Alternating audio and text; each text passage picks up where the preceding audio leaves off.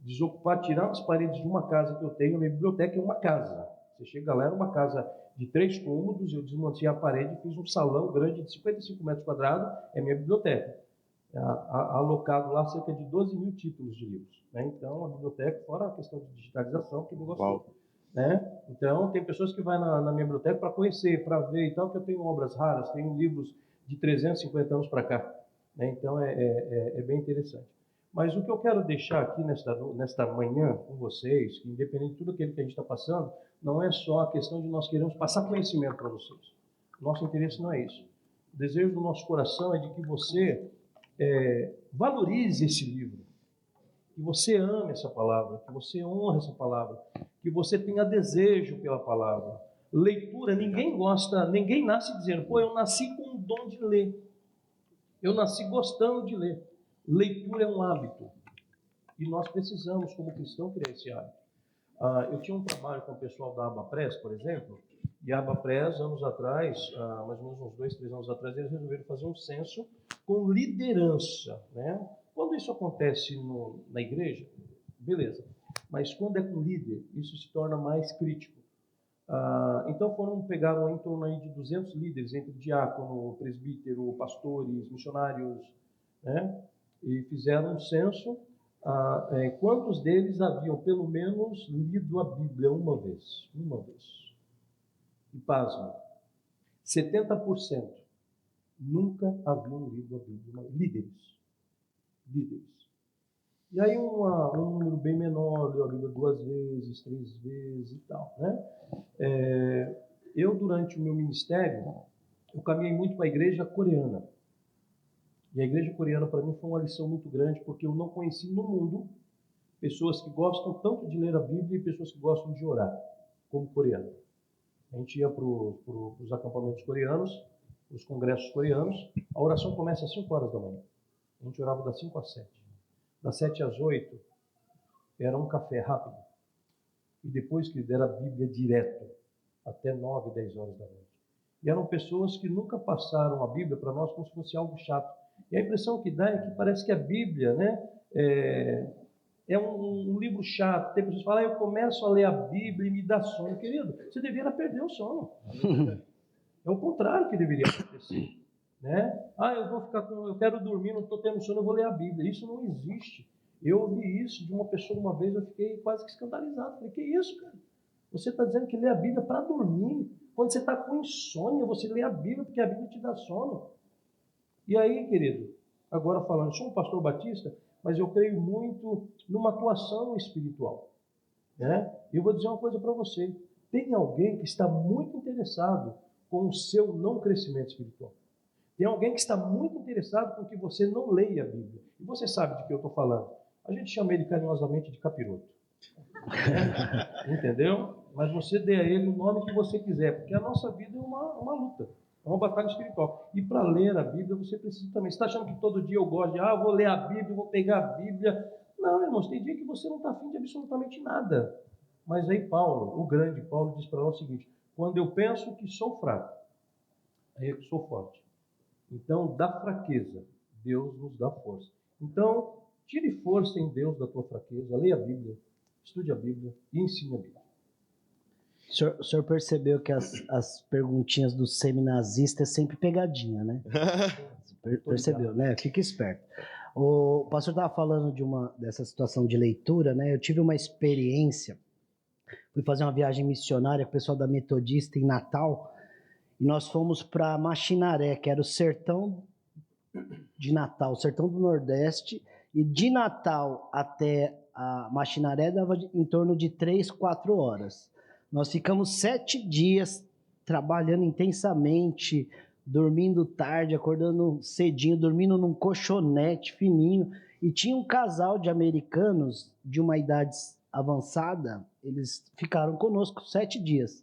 Na volta, nós viemos de ônibus, um ônibus contratado para virmos até Natal, 4 horas de viagem, todo mundo arrebentado, e eu sentei no ônibus, já dormindo, deitando para dormir, e me incomodou que do lado tinha um casal de americanos, senhores, com a luz acesa, as 2 luzes acesas. E eu, caramba, eu querendo dormir. Aí eu olho, os dois lendo. Os dois lendo. Os tiozinho, vovozinho, trabalharam aqui com a gente cansados, eu querendo dormir. E eles foram lendo às 4 horas de volta de Machinaré até Natal, depois de 7 dias de cansaço. É cultural, né? Cultural. Né? Eu acho muito interessante essa questão da inspiração da Bíblia, que o senhor até comentou dessa questão do rapaz falar assim, me prova que Deus existe, né? E aí é interessante porque alguém pode olhar para a Bíblia e dizer assim, olha, mas tá bom, como é que você garante que passando pela mão de tanta gente, né, nunca teve uma alteração, né, algo nesse sentido, né? É claro que existe todo um trabalho de pesquisa para a gente entender que, né, a questão de que não teve alteração nem nada, mas o professor Luiz Saião, ele diz algo que eu acho interessante. Ele fala assim, ninguém tenta provar para ninguém que o Papai Noel não existe. A gente só tenta provar que não existe algo que, de alguma forma, que seja no fundo do coração, a gente tem imagina que pode existir. Há uma possibilidade. Todo mundo sabe que o Papai Noel não existe. Então ninguém tenta ficar provando isso, né? Não existe. Exatamente. E eu me inspira, pegando esse exemplo do senhor, né, da trajetória do senhor, 26 livros escritos aí, eu tenho como inspiração para que, se Deus me permitir, né, me dar capacidade para isso, que um dia eu possa produzir material assim também para abençoar e edificar a vida da igreja, né? E eu comecei neste ano, né, a esboçar já alguma coisa, né? Eu tô com ele aqui, inclusive, um livro chamado Por que a Bíblia Merece Confiança, né? Tá em fase de os pastores estão lendo, né, e tudo mais. Mas eu queria usar o título deste material aqui para fazer essa pergunta para o senhor: por que a Bíblia merece confiança? E aí, já pegando um gancho, né? Ela contém erros? Então vamos lá. Como diria o Jack, vamos por partes. Uma dica para você. Primeiro, uma dica para você. Seja um aluno que dê trabalho para os seus professores. Eles estão lá sendo pagos para isso. Para os pastores ele já dá. Né? Então, mas dê para os professores. Onde que nasceu o meu quesito de trabalho? Eu nem sabia, Deus já estava trabalhando em mim para eu lançar livros. Tá? Eu fazia os meus trabalhos, sempre fui muito aplicado, desde meu primeiro ano. Né? Eu fui um aluno escolar que eu não sei o que é repetir ou ficar de recuperação. E por incrível que pareça, eu fiquei de recuperação sim uma vez na minha 5ª série em português. É até uma questão. Sempre muito bom em matérias de exata, né? Então eu fui direto, nunca repeti um ano na minha vida. E quando eu fui para a faculdade de teologia, apesar que eu tinha um senso de justiça muito forte, né? Eu queria ser policial. Só que se eu fosse policial, eu seria um bom policial para a sociedade. Só para a sociedade, né? E eu entrei para a Academia Paulista de Investigação do DEIC, aí estava namorando com a minha esposa, minha mãe falava que não queria ser mãe de policial, aí eu saí. Aí eu falei, tá bom, então eu vou ser advogado. Então eu fiz, né, o vestibular lá para a UNG, a Universidade de Guarulhos, né, que é uma referência na área do direito. E quando eu ia começar o meu primeiro ano de direito, Deus me tira da área do direito e me leva para a faculdade de teologia. Eu tentei várias vezes fugir, eu fiz curso para oficial de justiça, eu fiz curso para papilocopista, e Deus criava situações sérias. Até de uma vez eu ser abordado por bandido mesmo, e o bandido dizia que eu tinha que provar que eu não era polícia. Foi o último sinal que Deus fez. Um revólver na cabeça, ele falou, você é polícia, né, e tal. Eu falei, não, senhor, realmente acho que não dá. Não dá, aí eu desisti. Se fosse policial e crente, morria. Quem ia falar a verdade? Verdade. Você ia mentir, né? E aí o que acontece? No meu tempo de faculdade, eu dava muito trabalho para meus professores porque eu escrevia muito. Eles vinham com aqueles lances assim, olha, faça um trabalho sobre análise bíblica de Novo Testamento e de, no máximo 5 laudas. Meu irmão, eu chegava com 40. Eu estudava, minha esposa é testemunha, eu passava madrugadas estudando e tal, sabe, dormia pouco. Eu tive até uma crise de estresse excessivo porque o meu corpo, eu não conseguia descansar mais que 2, 3 horas por noite. O meu corpo, ele foi ficando de um jeito que eu dormia 3 horas e já acordava e tinha que trabalhar. Eu era assim. Até um dia que fui parar no hospital, aí eu tomei jeito. Mas no tempo de faculdade, eu dava esse trabalho. Então eu chegava lá com os trabalhos encadernados, dessa grossura, os professores olhavam para mim e faziam assim, ó. E eles demoravam para entregar meu trabalho, e aí vinha nota 9. Você acha que eu estava satisfeito? Não. Aí eu chegava e falava assim, professor, por que esse trabalho não foi 10? Ele falou, não foi 10 por causa disso. Beleza. Eu refazia todo o trabalho de novo. E um dia eu entregava para ele e falava assim, dá uma olhada se eu tiver um tempo, se eu tivesse entregado esse material para o senhor, se esse trabalho fosse 10. Ele, não, seria 10. Beleza, eu guardava. Isso depois viraram textos. Então, uma dica aí para você, tá? Agora, sobre a questão da veracidade bíblica, da autenticidade, né? Gente, o que é a Bíblia? A Bíblia é um livro com 66 livros, né? A Bíblia vem de uma palavra chamada biblon, né? O biblos, né? Que significa um conjunto de pequenos livros. Então, o nosso livro, ele chama Bíblia, não é porque ela é de crente. Você vai falar, a Bíblia é livro de crente. Não. Né? Eu tenho lá, por exemplo, na minha biblioteca, encadernações de revistas que eu coleciono de anos, né? Então eu fecho um ano e mando encadernar. Aquilo é uma Bíblia, porque contém vários pequenos livros. Então Bíblia significa isso, conjunto de pequenos livros. Mas a nossa, ela tem o diferencial, porque ela é sagrada, ela é santa. Tá? Então, o que acontece? São 66 livros, 27 do Novo, 39 do Antigo. Tá? E quando você pega, né, são cerca de 40 autores diferentes que escreveram num período de 1.600 anos e tem uma unidade, é única. O que dizer de um livro desse? Pega Shakespeare, por exemplo, não tem essa unidade. Entendeu? Pega os filósofos antigos, não tem essa unidade. Então, só o fato, para mim, de você ter um livro que demorou cerca de 1.600 anos, onde, na sua grande maioria, os seus autores não se conheceram, não trocaram ideia, não trocaram e-mails, não trocaram cartas, nunca se viram. E de pessoas desde reis, príncipes, pastores humildes, né? Quer dizer, pessoas de alto escalão, pessoas de baixo escalão, que escreveram e mantém-se essa unidade. E continua durante séculos, sendo o livro mais lido do mundo, o livro mais publicado no mundo. Né? O primeiro livro publicado no mundo é a Bíblia. O segundo é um livro chamado Em Seus Passos, O que Faria Jesus? Esse é o segundo livro mais publicado do mundo, que eu indico para vocês. Ah, pastor, eu já assisti um filme. O filme não é 10% do livro. Leia esse livro. É o livro mais publicado do mundo. Então, quer dizer, o que vamos falar de um livro desse? E a Bíblia, ela é totalmente inerrante. Não há falha na Bíblia. Eu conheci um pastor, ele não era pastor na época, e o testemunho dele é muito legal. Hoje ele está no Paraná, ele é pastor lá no Paraná. E nós fizemos parte da mesma igreja, e ele tinha um testemunho muito bacana. Ele falou, pastor, sabe por que eu sou crente hoje? Eu era ateu, totalmente. Eu não acreditava. Mas eu resolvi comprar uma Bíblia e comecei a ler para provar para os crentes que eles estavam errados. Eu falei, que legal. E eu me converti, lendo a Bíblia. Então, querido, a Bíblia é esse livro que transforma, esse livro que modifica. Você, quando lê a Bíblia, você não se levanta a mesma pessoa depois de ler o texto bíblico. Se você quer viver a aventura, poxa vida, vamos fazer uma maratona bíblica. Vou maratonar o livro de Salmos. Vocês não gostam de maratonar Netflix? Bibelflix, né? Faz aí, eu vou maratonar aí, olha, sabe, as epístolas de Paulo. Eu sou apaixonado por Paulo. Apaixonado por Paulo. Tanto que eu estou um propósito aí que eu quero decorar as epístolas de Paulo. Né? Está sendo um pouco difícil, porque a minha memória era bem melhor antes de eu ter Covid. Eu tive um Covid um pouco agressivo, né? Deus só não me levou. Eu acho que Deus ele ficou com dó de mim e passou a minha senha para outro. Né? É o que eu penso, né? Porque eu fiquei muito mal, muito ruim mesmo.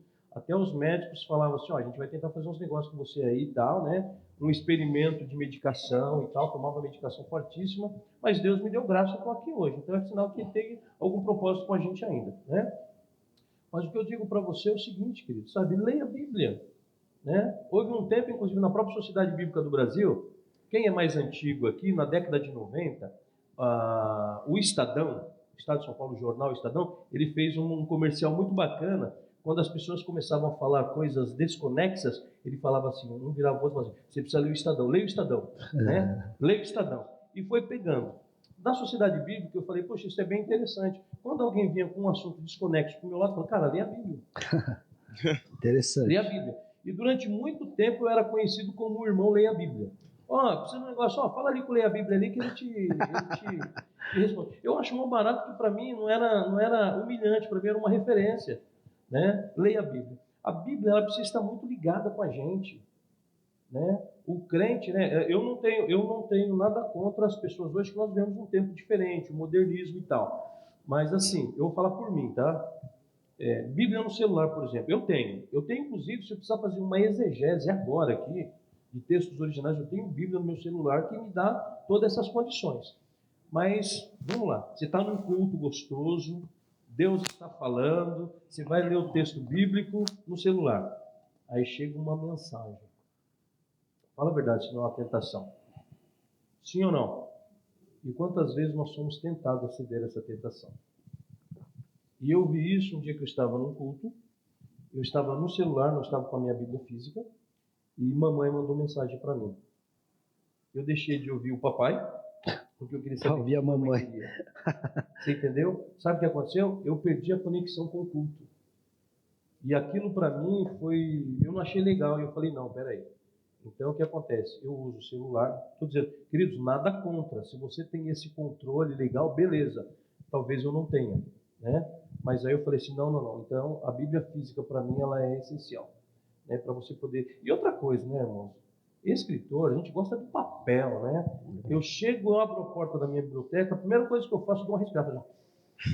Oh, cheiro bom de livro velho, de papel ressecado. É gostoso. Quem gosta, gosta, né? Então, já faz parte do vício já, né? Entendeu? Acho que eu sou meio viciado nesse cheiro de papel, nesse cheiro de livro e tal. Tanto que até 1 ano e meio atrás eu tinha uma gráfica, né? Depois aí eu parei, né? Trabalhava com papel. Tem um selo editorial cristão que eu criei, né? Que quem sabe, viu, futuramente, é uma dica, tá? Tem um selo editorial, tá? Uma publicação aí. Mas é isso. Então a Bíblia é esse livro aí. Uma coisa que eu acho muito interessante nisso que o senhor falou por exemplo, quantos aqui já ouviram falar de Seneca? Não é soneca, tá? Seneca. Levanta a mão. Seneca. Temos 2 ali, um aqui. Poucos. Agora, quantos aqui já ouviram falar do apóstolo Paulo? Levanta a mão. Todo mundo, né? Seneca foi um filósofo que teve ali no mesmo momento. O que eu quero dizer com isso? Paulo não foi o único cara da época dele que estava ali preocupado em produzir, né? E, enfim. Mas nós conhecemos Paulo, mas não conhece, a maioria não conhece os filósofos da época, não conhece outros caras que foram contemporâneos e tudo mais. Isso me mostra que de fato há um agente divino atrás de tudo isso, há um agente divino, e como o pastor comentou, a gente também tem que levar em consideração a fé. Né? A Bíblia, a gente tem que entender que Deus preservou esse texto aqui para que ele chegasse até nós sem nenhuma mescla de erros. Né? E isso é sensacional. Maravilhoso. O senhor disse sobre a questão da Bíblia, a Bíblia, o livro sagrado, ser o mais publicado, vendido no mundo inteiro, né? E aí a gente fica, nosso tema é vorazes, né? Famintos pela palavra. Se é muito vendido, é muito consumido, deveria ser muito consumido, né? Será que o motivo por ser muito vendido, muito consumido, seria para matar a fome espiritual, que todo mundo tem uma fome espiritual? Ou será que esse livro é muito vendido porque as pessoas acreditam que comprando esse livro, por ele ser sagrado, eu tenho que ter na minha casa. Então todo mundo compra e tem o livro. Mas não consome. Seria essa cultura do religioso, do sagrado, que as pessoas têm Bíblia, por isso que ele é mais vendido, ou as pessoas consomem mesmo? Olha, é bem interessante. É importante a gente entender o aspecto cultural, né? Nós somos de uma cultura que nem quando você faz aí um relatório em relação à leitura, por exemplo, o americano, ele lê em média 15 livros por ano. O europeu, ele lê em média 8 a 9 livros por ano. Nós, brasileiros, nós lemos em média 2 livros por ano. Eu pensei que era negativo. Entendeu? Não, tem leitores. Tem gente que não leu 15 livros na vida, né? Tem gente que não leu 15 livros na vida, né? Na vida, né? Então, o que acontece? É uma questão cultural. Agora, essa questão cultural, ou você pode... Existem dois aspectos da cultura. Ou a cultura te influencia, ou você a influencia. Então, a decisão, muitas vezes, está nas nossas mãos, né? Eu sou, como pastor de igreja, que nenhuma das coisas que eu fiquei feliz lá em Vila Olímpia, por exemplo, que eles falaram assim, pastor, nós temos 500 Bíblias para doação. Gente, eu fiz uma limpa na minha biblioteca esses dias, e eu tiro de vez em quando livros, eu ajudei a montar já a biblioteca em várias igrejas, né? Inclusive eu estava ajudando lá na primeira de Guarulhos, na PIBG, a montar, tirei lá uma quantidade de livros e dei para os jovens, né? Para eles montar uma biblioteca. Tudo que eu tenho em duplicidade eu tiro, né? Porque assim, na medida em que eu dou livros, eu também recebo. Às vezes, pessoas que eu não tenho contato há 5, 6 anos me ligam e falam, olha, estou dando uma arrumada na minha biblioteca aqui, tem uns livros aqui que eu sei que te interessam. Você quer? Irmãos, eu vou buscar. Né? Aí dali eu separo aqueles que vão ficar para mim, aqueles que eu vou doar, e dou para universidades. Já doei, minha biblioteca estava em Minas, por exemplo, na época ela tinha 16 mil livros, e quando eu fui trazer ela de Minas para São Paulo, eu procurei a Secretaria de Cultura da cidade, e eu deixei lá na Secretaria de Cultura da cidade de Silvianópolis 4 mil livros. Então o pessoal falou, puxa vida, né, nós já montamos aqui uma biblioteca. Aí eu trouxe o Nicola que eu tinha aqui em São Paulo já, e aí, e depois eu fui montando 500 livros para um lugar, 800 livros para outro lugar e tal, e assim, e vai tendo esse rodízio. Mas isso é o quê? É questão cultural. Tem gente que gosta só de comprar um livro, mas não lê, né? Eu gosto de comprar para ter o livro, sabe? Depois que tem a posse do livro, parece que não interessa mais, não é mais importante. Agora, nós, enquanto cristãos, nós podemos começar a mudar a nossa cultura eclesiológica, a cultura da igreja local, no sentido de que tornar a Bíblia o livro que ela é verdadeiramente.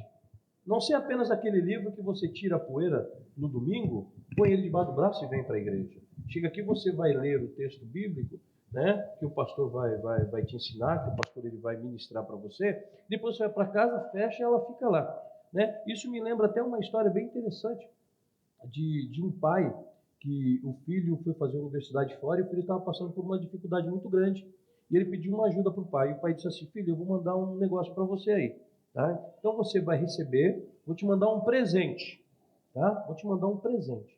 E você vai ser abençoado com esse presente. O que o pai faz? O pai mandou uma Bíblia para o filho. E aí o filho passa 10 dias e ele diz, pai, eu ainda continuo aqui numa dificuldade, estou precisando de dinheiro para pagar o meu aluguel e não sei o quê. E o pai fala assim, mas você está lendo a Bíblia? Ele, não, eu estou lendo a Bíblia sim. Ah, beleza então. Você está lendo a Bíblia mesmo? Estou sim, pai. Beleza. Passado mais 15 dias, pai, eu estou passando necessidade aqui, eu não tenho coisa para comer aqui, o senhor precisa me ajudar. Meu filho, mas eu estou te ajudando, eu te mandei a Bíblia. Você está lendo a Bíblia? Ele, estou lendo sim, pai. Você tem certeza? Estou lendo sim, pai. 2 meses se passaram, esse filho já estava para voltar, retornar para a casa do pai. O pai falou, não, espera que eu vou aí. Chegou lá, a Bíblia estava no mesmo local, ó, cheia de pó. Ele falou, você mentiu para mim. Agora pega essa Bíblia. Abre essa Bíblia. Conforme ele foi abrindo, o pai foi colocando notas em dinheiro no passar das páginas. Então o pai tinha mandado um dinheiro que dava para sustentá-lo durante 6 meses dentro da Bíblia. Agora, para nós ficou uma lição muito interessante. Às vezes nós passamos dias deprimidos, passamos dias buscando respostas, passando dias tendo dúvida no nosso coração, quando nós temos um livro que é a resposta para todas as nossas necessidades. A Bíblia é esse livro. Querido, não importa, talvez você pode pensar na dúvida que há no teu coração agora. Eu posso dizer para você, no nome de Jesus, que a Bíblia ela é a resposta para a dúvida do teu coração. Amém.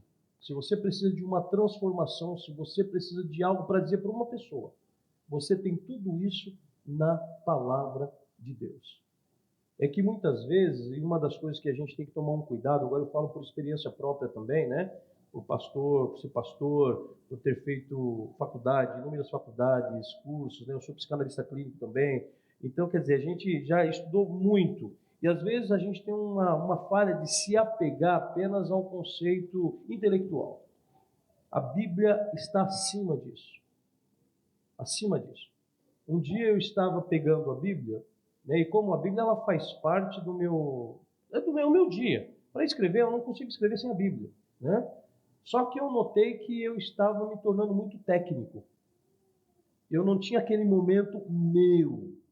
Eu só pegava a Bíblia para escrever, eu só pegava a Bíblia para dar estudo, eu só pegava a Bíblia para dar aula na faculdade, eu só pegava a Bíblia para pregar, mas eu não pegava a Bíblia de forma particular. O Claudemir, o Filho de Deus, Claudemir, que precisa se alimentar, porque muitas vezes a gente quer se encher para dar para as pessoas. Até que um dia eu tive esse conflito com o Espírito Santo dentro do meu escritório. E ali eu pedi perdão para Deus. Então, é uma falha que às vezes nós, enquanto pastores, seminaristas, a gente passa, entendeu? Então, a gente precisa se autoavaliar também. Eu preciso da Bíblia, de estudar a Bíblia para poder pregar.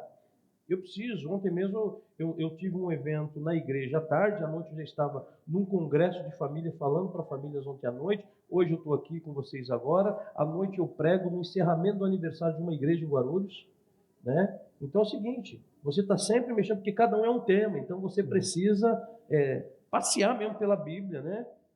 Só que é o seguinte, existe um momento que eu paro tudo, desligo o telefone, eu não atendo ninguém, e eu estou ali com a minha Bíblia.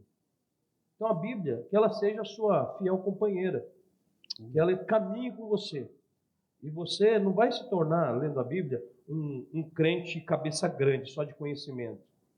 Você vai se tornar um filho melhor de Deus. Você vai entender melhor a proposta do Evangelho para a tua vida. Você vai entender melhor a proposta do Evangelho para a vida das pessoas que estão com você. Isso que é o gratificante. Você vê que através da palavra de Deus, né, Deus continua operando milagres na vida de outros também. Então a Bíblia é esse livro, né, e eu sou muito suspeito em falar dela. Amém. Mesmo. Vamos já partindo para o final. Nós vamos abrir para 2 perguntas apenas para os irmãos. Então, 2 boas perguntas. Pensa aí, enquanto vocês pensam, a última pergunta que eu queria fazer é pensar. A palavra de Deus diz, medita de dia e de noite nessa palavra, né? E parece que na nossa cultura eclesiástica, dentro das nossas igrejas, nós ensinamos aquele negócio, leia a Bíblia e faça oração se quiser crescer. E aí as pessoas aprendem isso, então elas têm que ler, eu tenho que ler. E eu fiz isso na minha vida há muito tempo. Eu lia, porque ela é sagrada, então se eu passar os olhos sobre essas letras sagradas, a minha mente vai se encher de um vislumbre espiritual, e eu li muito tempo sem entendimento, sem compreensão, porque eu tinha que ler. Era uma cultura da obrigação de ler. E muitas pessoas fazem isso, aqueles métodos de ler a Bíblia toda, até em um mês, né? E aí lê, passa os olhos sobre as letras, não entende nada e fica anos assim, né? Então, isso seria uma cultura equivocada de religiosidade, né? Qual o seu conselho para uma pessoa ter interesse, ser faminto pela palavra da maneira correta que a palavra de Deus diz, de meditar, de estudar, de compreender? No meu tempo de seminarista, uma das coisas que parecia que a gente competia com os outros para ver quem sabia mais texto bíblico. Bobagem. Né? Aí tem uns que se inspiravam no Silas Malafaia, porque o Silas Malafaia parece que tem a Bíblia na cabeça. Né? Eu gosto mais do Hernandes Dias Lopes, sou muito fã dele. Entendeu? Então, estivemos juntos aí há uns 40 dias atrás, aí foi uma conversa muito bacana. É uma questão cultural, tá? E às vezes nós estamos preocupados em cumprir um protocolo de leitura. Quando na realidade, às vezes se você pegar um versículo da Bíblia e ficar meditando nele durante o dia, ficar pensando, o que Deus está falando comigo? O que Deus está querendo mostrar para mim? E hoje, gente, a gente vive num tempo onde nós temos acesso a tudo. Você baixa comentários bíblicos, você ouve, né, tem audiobooks fantásticos aí a respeito de explicação de textos sagrados, né? Então, o que falta muitas vezes é o nosso esforço, é o nosso empenho, é a nossa dedicação, né? Mas não fique preocupado, não, eu quero ler a Bíblia em um ano, tudo. Legal se você o fizer, mas leia com entendimento, né? Se você não sabe, procure um professor da escola bíblica dominical, né? Que nem eu saí da PIBG agora, mas eu deixei lá uma escola bíblica dominical totalmente estabelecida, que eu cuidava da área educacional da igreja. Nós montamos um projeto junto ao pastor, as nossas classes, nós tiramos a revista Escola Dominical e colocamos por área de interesse. Então fizemos 5 salas e os temas estão nas salas. Então a pessoa vai, olha, quero aprender sobre o Antigo Testamento e tal. Eu dei treinamento, eu tenho 5 professores por sala, né, para que cada domingo tenhamos pelo menos 3. Então, e deixei uma programação, um material, tudo que eu produzi para eles, até dia 30 de novembro. Aí depois eles só vão se preocupar com a escola dominical o ano que vem. Então, uma das coisas que eu sempre dizia para os professores, você não tem a obrigação de responder a tudo, mas você tem a obrigação de estar sempre à disposição dos alunos. E eu creio que aqui deve acontecer a mesma coisa. Então, querido, procure, incomode os professores de escola dominical, pega esses seminaristas que estão aí, entendeu? E pergunte. Nós não temos respostas para tudo. Em muitos momentos eu falo, olha, eu não sei te responder, mas eu vou pesquisar e vou mandar para você. Né? O que nós precisamos é quebrar essa cultura da religiosidade e começarmos a ter uma cultura de interesse. Interesse pela palavra de Deus. Interesse por um crescimento espiritual. Né? Eu acho que isso é muito importante. Porque senão não adianta você ler um texto e você não entende, fica por isso mesmo. O teu interesse, né? Eu lembro da minha conversão. Não se turbe o vosso coração, credes em Deus. E eu sou muito reflexivo, eu sou muito analítico, né? Peraí, não se turbe. Meu coração está perturbado. Eu sou um jovem que estou com o coração perturbado. Beleza. Tinha saído de uma situação, né? Que eu era um cara briguento e na minha juventude eu fui jurado de morte 2 vezes. Né? E eu saí do serviço que eu tinha porque o cara queria me matar. Né? Ele não matou porque ele não quis, porque Deus tinha propósito. Né? Aí Deus me manda logo para a sociedade bíblica. Irmãos, eu cheguei na sociedade bíblica, eu era um cara rebelde. Eu não tinha respeito com a Bíblia. Deus me quebrou no meio. Quando alguém mexia comigo, eu pegava a Bíblia e tacava. Não importava se rasgava ou não. Eu não tinha. E às vezes, por isso que eu gosto muito de Paulo, porque Deus derrubou Paulo do cavalo. Né? Ele me quebrou no meio dentro do monte de caixa de Bíblia. Ele me colocou no lugar para onde eu olhava era a Bíblia. Eu falei, puxa vida, ou eu vou ou racha agora, né? E para mim foi uma grande bênção.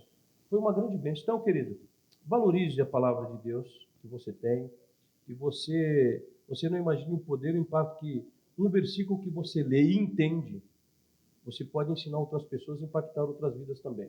A palavra de Deus é o único livro que pode causar em nós um impacto. E aprenda uma coisa, só uma pessoa impactada pode impactar outra. Então que a palavra de Deus seja esse impacto, seja esse choque de realidade na sua vida. No nome de Jesus. Amém. O sinônimo da palavra voraz também tem a ver com interesse, né? E o contrário, o antônimo de voraz é desinteressado, né? Parece-me que às vezes perdeu-se na nossa cultura o desinteresse, né, pela Bíblia, ou apenas ser um interesse religioso. 2 perguntas, irmãos, para nós termos um intervalo para voltarmos para o culto. Alguém tem alguma pergunta? Levanta a mão que a Aline leva o microfone até aí do lado, irmão.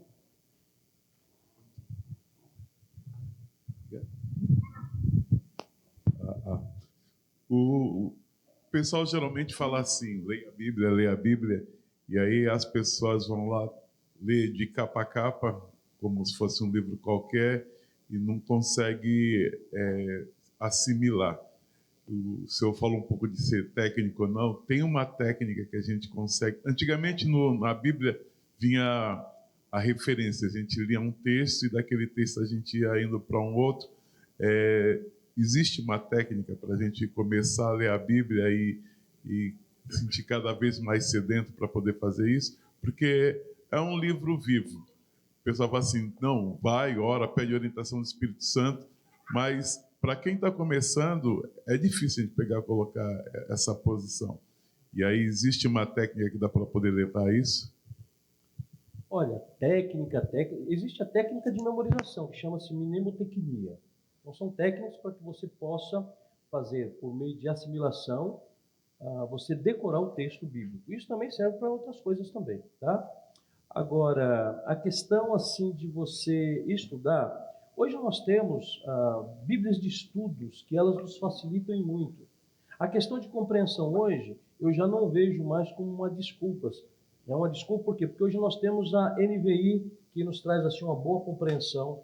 Eu sou muito fã da linguagem. É uma expressão chata, mas eu sou puxa-saco da Sociedade Bíblica do Brasil até hoje. Eu tenho muito contato com o pessoal lá. Eu estive no lançamento da Bíblia, na linguagem de hoje, em 1988. Foi em maio de 1988. Guardo com muito carinho um exemplar que eu ganhei do executivo da época, Ivan Espíndola de Ávila, que posteriormente se tornou aí um dos meus mentores. E a linguagem de hoje, ela traz assim muita praticidade na compreensão, sabe? Você não precisa, eu sou de um tempo ainda que para você ter uma compreensão melhor do texto bíblico, você tinha que ir no grego, você tinha que ir no hebraico, você tinha que fazer a desinência de palavras, você tinha que fazer toda aquela parte para você poder compreender o verdadeiro significado. Hoje não se faz mais necessário, porque hoje nós temos os textos interlineares.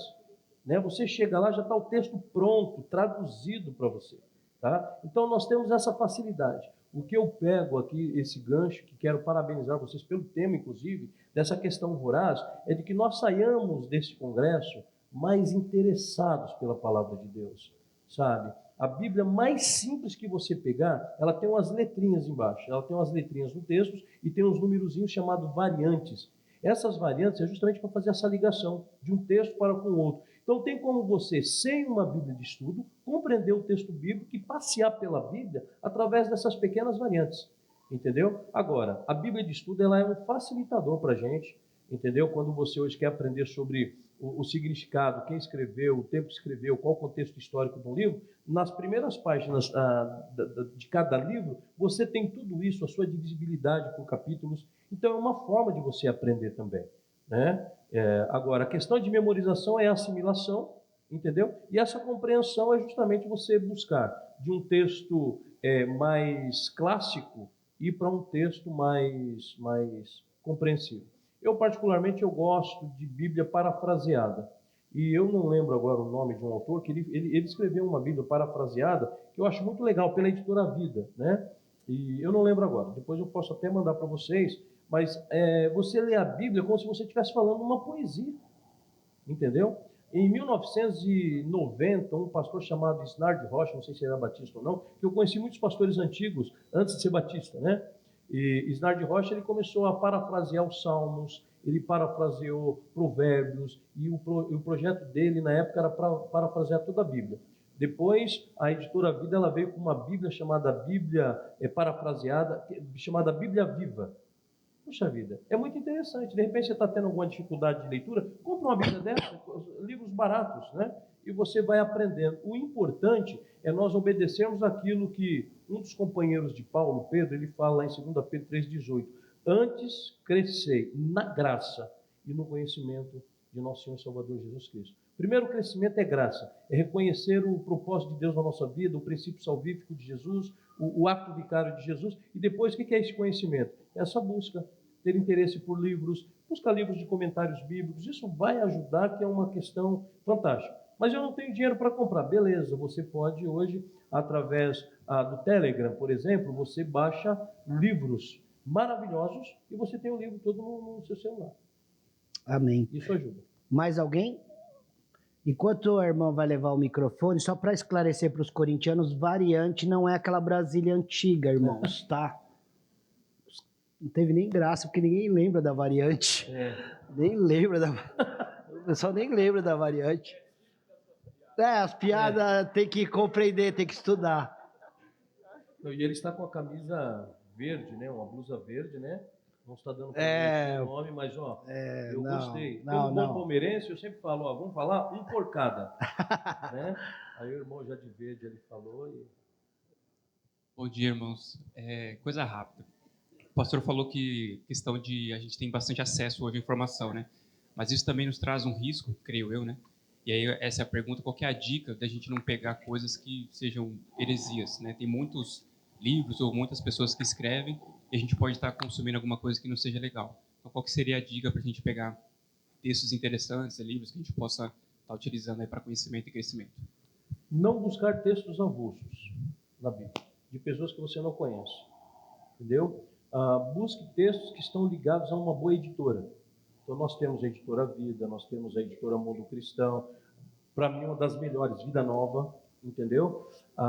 Tem uma também que é um centro, centro de literatura cristã, que é presbiteriano, eu acho muito bom, tá? Editora Betânia, que hoje não tem uma atuação tão forte em São Paulo, mas em Minas, por exemplo, né? Mas você, através do site, você adquire, que para mim também é uma das primeiras editoras. Quando eu me converti, eu tive contato, em 1988, por exemplo, né? A editora Betânia, né? Temos aí, hoje não temos mais a editora Cipal, que era daquele escritor que fala para criança, né? Para a família, esqueci o nome dele agora, né? Mas ele tem um material muito bom também. Se você colocar a editora Cipal, você vai encontrar algum material dele aí, né? A questão é você não pegar texto avulso, porque se você coloca um tema, por exemplo, no Google, ele vai te jogar uma enxurrada de assuntos, né? Então você tem uma noção. Eu estava fazendo uma pesquisa sobre um texto de um outro possível livro, e eu achei um assunto muito interessante, só que é o seguinte, não olhei a fonte, comecei a ler, comecei a achar bem interessante. Quando chegou ao final, era Mormon. E eu falei, mano do céu. Puxa vida. E um texto bom, muito bem escrito, muito bem redigido. O que não tinha, que foi a minha estranheza, não tinha textos bíblicos que endossavam a fala, porque eles não têm mesmo, né? E assim, queridos, é bom você conhecer, e conforme você for crescendo, você for se avultando na sua fé, por exemplo, sabe, não é problema você conhecer e ler a Bíblia do Testemunho de Jeová, inclusive para dialogar com eles, né? Eu não sei porque na minha casa o Testemunho de Jeová não bate mais no meu portão. A gente ficava lá conversando alguns versículos e tal. Eles não batem mais, né? Conhece um pouco do livro dos homens. Nós precisamos entender, não é para combater, para a gente poder dizer para eles, obviamente, o nosso pensamento, porque infelizmente hoje o Testemunho de Jeová bate na porta de muitos crentes, e se ele insistir um pouco mais, o Testemunho de Jeová monta um núcleo de estudo dentro da casa do crente. Entendeu? Eu estou falando isso porque eu já vi isso acontecer, né? E pessoas que saem de uma igreja batista, de uma igreja presbiteriana, e vai fazer parte dos mormons, porque eles dizem que eles ensinam legal a palavra de Deus. Então, se eles estão buscando algo, é porque muitas vezes nós deixamos a desejar em alguma coisa. Então, queridos, parabenizo mais uma vez vocês por este evento, por este momento aqui, que hajam muitos outros. Nós precisamos fazer isso na igreja, e a igreja tem que ser um local de vida, tá? E o que nos traz vida é a palavra de Deus, porque ela é viva e eficaz, tá? Então continuem e vamos ser aí crentes mais bíblicos, vai ser bem demais. E não confie no chat GPT. Não, irmãos. Não confie. Não. Quando eu estava produzindo esse material, eu fiz algumas pegadinhas com o chat GPT, eu já peguei vários erros, vários. Não confie no chat GPT. Amém. Eu tive contato com esse site, com esses negócios aí, mais ou menos há um mês atrás. Irmãos, eu fiquei esconjurado.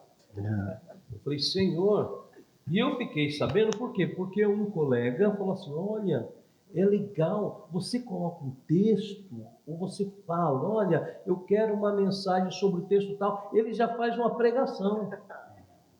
Irmãos, precisamos tomar cuidado com isso, nós pastores, porque nós temos dias bem sobrecarregados, mas nós jamais devemos deixar de ir para o nosso gabinete, ou na nossa casa, no nosso escritório, ter o nosso momento com Deus e receber o alimento do alto para dar para as ovelhas. Esse negócio de ficar pegando questões de internet, esse chat GPT, né, e mandaram para mim, inclusive, porque uma igreja na Alemanha, eles estão fazendo cultos com um pastor virtual.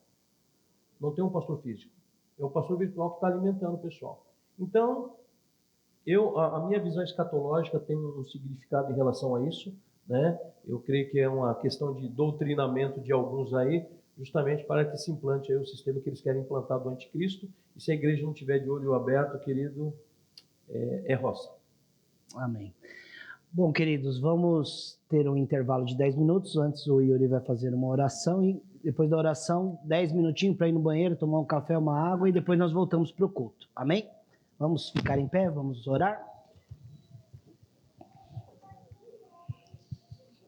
Senhor, obrigado por este dia, obrigado por esta manhã, Deus, muito preciosa, uma manhã muito rica, Deus, de alimento da Tua palavra.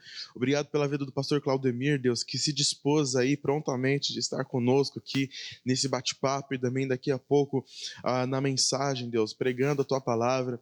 Obrigado, Deus. Eu quero pedir em nome de Jesus, na verdade eu quero clamar, Deus, em nome de Jesus, que o Senhor arda em nossos corações, queime em nossos corações, Deus, o desejo pela Tua palavra, por aprender da Tua palavra.